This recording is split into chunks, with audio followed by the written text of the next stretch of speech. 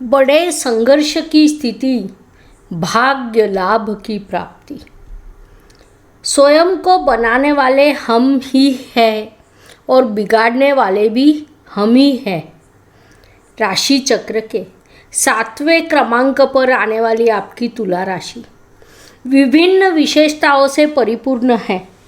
सबको साथ लेकर चलना, सभी के साथ आनंद से जीवन व्यतीत करना, दूसरों के जीवन में खुशियों का निर्माण करना, यह सब आपके राशि का स्थायी स्वभाव है।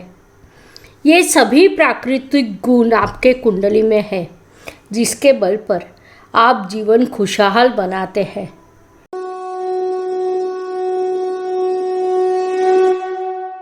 नमस्कार, मैं एस्ट्रो गुरुमा डॉक्टर ज्योति जोशी आप सभी ज्योतिष प्रेमियों एवं अध्ययनकर्ताओं का हार्दिक स्वागत करती हूँ। हम नवंबर महीने के राशिफल को समझ रहे हैं। आज हम तुला राशि के जातकों के लिए यह महीना कैसा रहेगा, इस पर विस्तार से चर्चा करेंगे। राशिफल पूरी तरह से ग्रहों की स्थिति पर निर्भर करता है। तो आइए पहले तुला राशि के लिए इस महीने की ग्रह स्थिति को समझते हैं। उस ग्रह स्थिति के अनुसार विभिन्न दृष्टिकोण से यह महीना तुला राशि के जातकों के लिए कैसा रहेगा, इसका हम विस्तार से विश्लेषण करेंगे।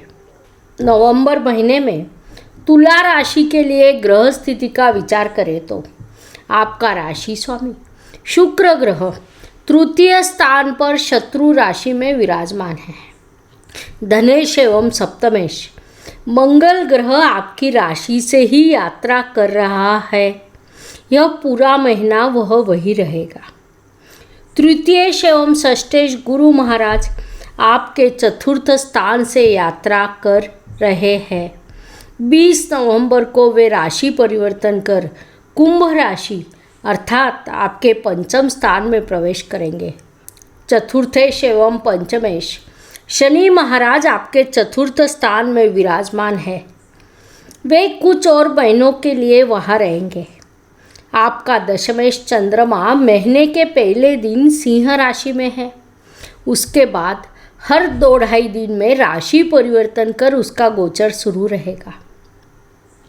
लाभेश या जिसे हम इच्छा पूर्ति का ग्रह कहते हैं, वह साक्षात ग्रहों का राजा रवि ग्रह आपकी राशि में ही विराजमान है। लेकिन तुला राशि में रवि नीच अवस्था को प्राप्त होता है। उस कारण एक ओर इच्छा पूर्ति तो दूसरी ओर लाभेश नीच होने जैसे परिस्थिति महीने के पहले पखवाड़े में होगी। उसके बाद राहु का गोचर आपके अष्टम स्थान से शुरू है, तो केतु ग्रह का गोचर आपके द्वितीय स्थान से शुरू है। परिवार के स्थान में स्थित केतु पारिवारिक विवाद उत्पन्न करेगा, तो अष्टम स्थान में स्थित राहु बाधा, कठिनाइयाँ, संघर्ष की एक श्रृंखला देगा। कुल मिलाकर तुला राशि के लिए यह ग्रह स्थिति कुछ इस प्रकार है, जिस अनुसार अब हम उसके प्रभाव को विस्तार से समझेंगे। Please like, share and subscribe the channel और हाँ, बेल आइकॉन दबाना ना भूलें। धन्यवाद। व्यक्तित्व की दृष्टि से विचार करें तो राशि स्वामी और राशि में उपस्थित ग्रहों की स्थिति महत्वपूर्ण होती है। आपका राशि स्वामी शुक्र ग्रह होने के कारण उसके चंचल आनंदी स्वभाव के सभी गुण आप में सम्मिलित होते हैं। उनके अनुसार ही आप जीवन जीते हैं। लेकिन इस नवंबर महीने में रवि और मंगल जैसे 2 उग्र ग्रह आपकी राशि में विराजमान है, जो दोनों ही आपके राशि स्वामी के शत्रु ग्रह है, जिसका परिणाम यह है कि आपका चंचल आनंदी सामंजस्यपूर्ण सुखी स्वभाव कहीं खो जाएगा। स्वयं की इच्छा शक्ति से मन पर नियंत्रण रखते हुए वातावरण दूषित न हो, इसलिए आपको प्रयास करने चाहिए। पारिवारिक दृष्टि से विचार करें तो कुंडली का द्वितीय स्थान महत्वपूर्ण होता है। आपका द्वितीयेश मंगल ग्रह आपके राशि में ही विराजमान है। वह आपके राशि स्वामी का शत्रु ग्रह है, जिसके कारण इस अवधि में आप परिवार, जीवन साथी, संतति, माता पिता का अधिक विचार करेंगे। फिर भी परिवार का वातावरण अशांत रहेगा। सामान्य रूप से शांति एवं आनंदमय रहने वाला आपका परिवार इस महीने में कहीं न कहीं अस्थायी असंतोष से भरा रहेगा। आप लगातार उस संदर्भ में विचार करोगे, उसमें जीवन साथी आपको सहयोग नहीं देगा। संतति आपकी बातों को नज़रअंदाज करेगी। माता से आपको निश्चित रूप से सहयोग मिलेगा, लेकिन पिता के स्वास्थ्य का आपको विशेष ध्यान रखना होगा। कुल मिलाकर पारिवारिक मोर्चे पर आपके लिए बड़े ही संघर्ष की स्थिति उत्पन्न होगी, इसलिए आपको अत्यंत सावधान रहना होगा।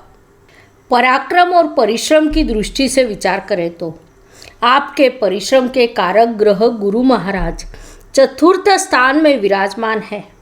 वहाँ वे नीच अवस्था को प्राप्त हुए हैं, जिसके कारण गत कुछ महीनों से आप लगातार संघर्ष का सामना कर रहे हैं, लेकिन उसका उचित फल आपको मिल नहीं रहा है। अब 20 नवंबर को गुरु महाराज राशि परिवर्तन कर आपके पंचम स्थान में प्रवेश करेंगे। वहाँ से परिश्रम का उचित फल प्राप्त होना शुरू होगा, इसलिए आने वाला समय आपके लिए अत्यंत लाभकारी सिद्ध होगा। वास्तु, वाहन, भूमि और सुख शांति के दृष्टि से विचार करें तो यह महीना तुल जातकों के लिए अत्यंत उपयुक्त एवं लाभकारी रहेगा, क्योंकि इन सभी के कारक आपके चतुर्थेश शनि महाराज चतुर्थ स्थान में विराजमान है।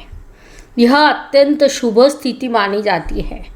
फलस्वरूप आपके लिए वास्तु एवं वाहन के सुंदर योग बन रहे हैं। खासकर यदि आप नई वास्तु खरीदने की योजना बना रहे हैं तो यह अवधि आपके लिए अत्यंत उपयुक्त है। साथ ही जो जातक वाहन लेने का विचार कर रहे हैं उन्हें थोड़ी प्रतीक्षा करने की सलाह दी जाती है। घर की सुख शांति भंग हो सकती है, जिसको बनाए रखने के लिए आपको प्रयास करने होंगे, जो आपके हित में भी होगा। शिक्षा एवं इष्ट देव के सहयोग की दृष्टि से विचार करें तो यह महीना तुला जातकों के लिए अत्यंत महत्वपूर्ण रहेगा। खासकर जो जातक कलाकार है, चित्रकला, गायन, वादन जैसे कला के किसी भी क्षेत्र में आप हैं, तो अप्रत्याशित रूप से आपको इस अवधि के दौरान एक अच्छा अवसर प्राप्त हो सकता है, जिसका लाभ आपको उठाना चाहिए, उसका सदुपयोग करना चाहिए, क्योंकि हो सकता है उस पर आपका भविष्य निर्भर करेगा। इसके अलावा जो जातक इलेक्ट्रॉनिक्स या मेडिकल के क्षेत्र में अध्ययन कर रहे हैं उन्हें सामान्य रूप से अच्छी सफलता प्राप्त होगी। इष्ट देव से आपको मध्यम सहयोग प्राप्त होगा, अर्थात उनसे पूरा सहयोग न होते हुए भी आपके प्रयासों को वे निश्चित रूप से आशीर्वाद देंगे। आपको उनका भी लाभ उठाना चाहिए।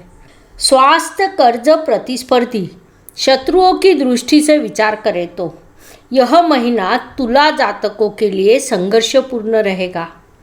प्रतिस्पर्धी आपको बिना कारण ही परेशान करने का प्रयास करेंगे। शत्रुओं की गतिविधियां बढ़ेगी। आपको उनको शांति एवं धैर्य से सामना करना पड़ेगा।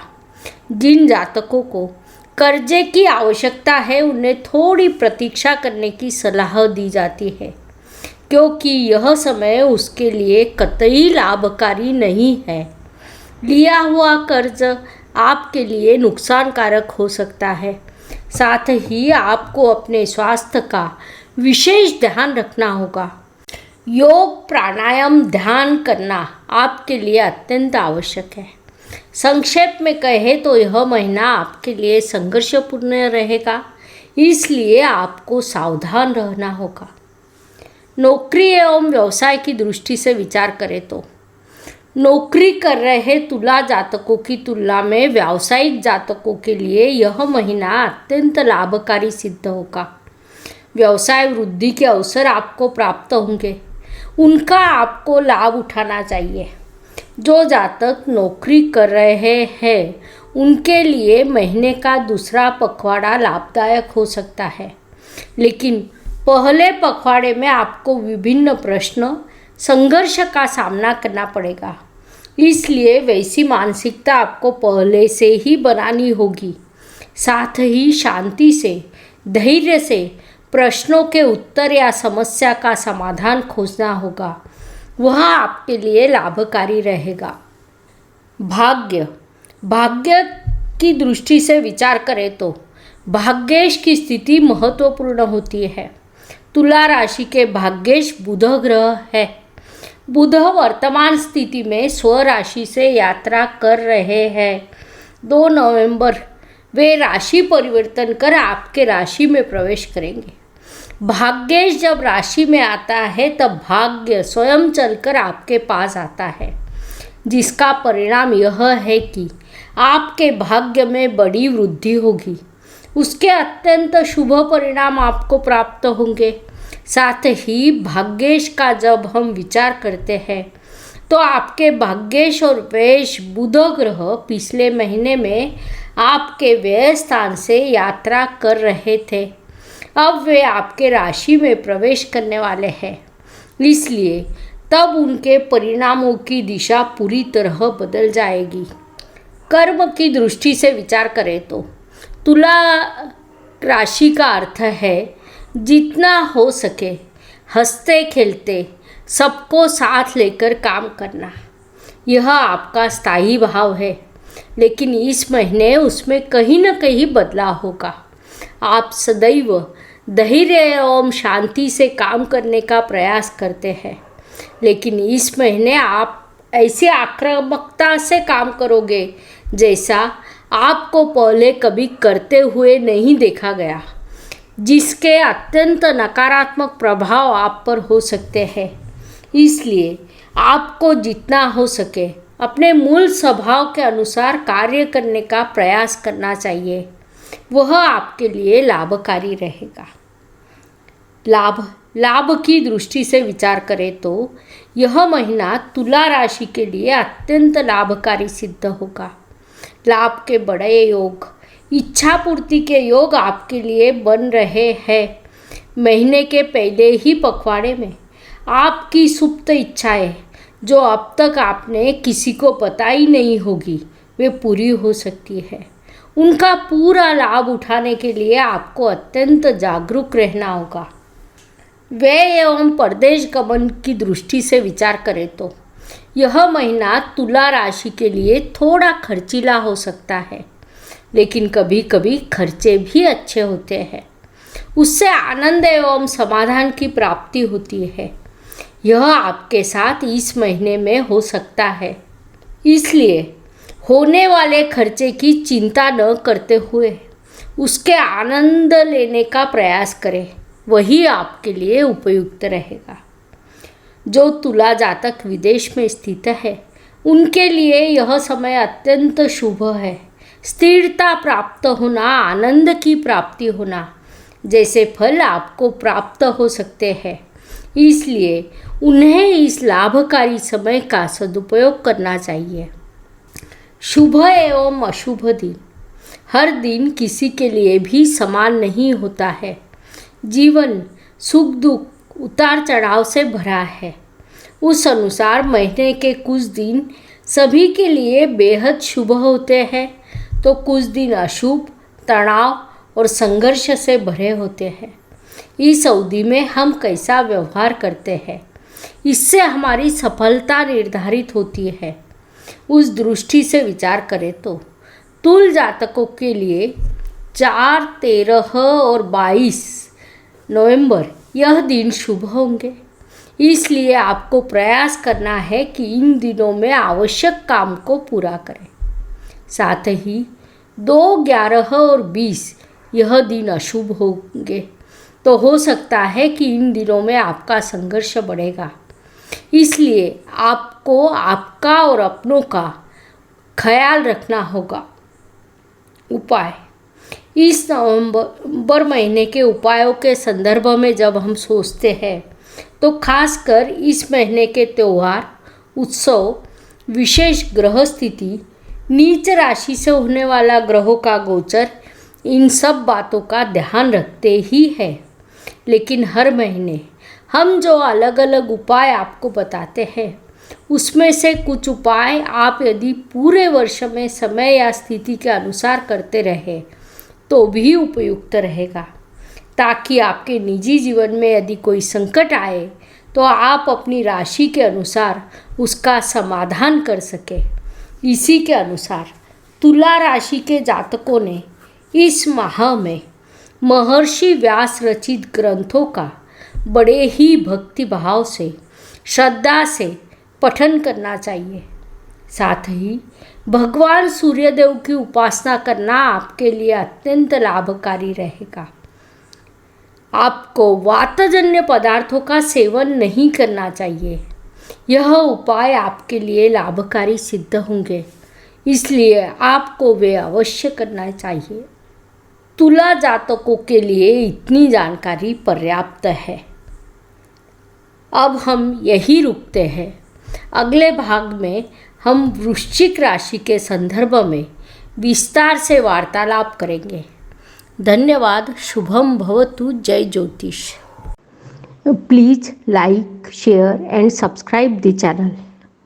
और हाँ, बेल आइकॉन दबाना ना भूलें। धन्यवाद।